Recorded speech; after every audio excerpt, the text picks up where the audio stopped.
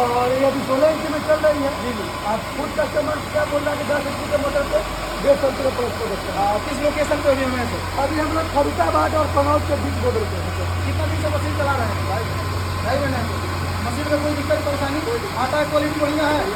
तो सर अगर लेना होगा तो कैसे ले सकते हैं सर? आप हाजीपुर भी आ सकते हैं या गाजियाबाद भी आ सकते हैं। दिए गए नंबर पर कॉल करके पूरी जानकारी दे सकते हैं। ऐसे वीडियो देखने के लिए चैनल को सब्सक्राइब कर सकते हैं। दीजिए ना भैया थोड़ा मैं को 16 किलो रखता है।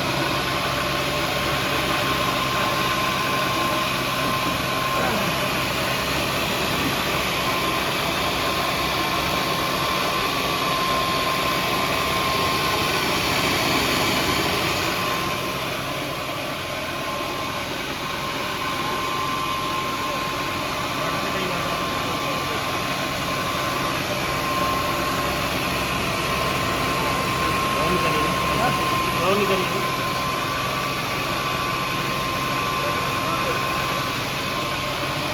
होगा, होगा।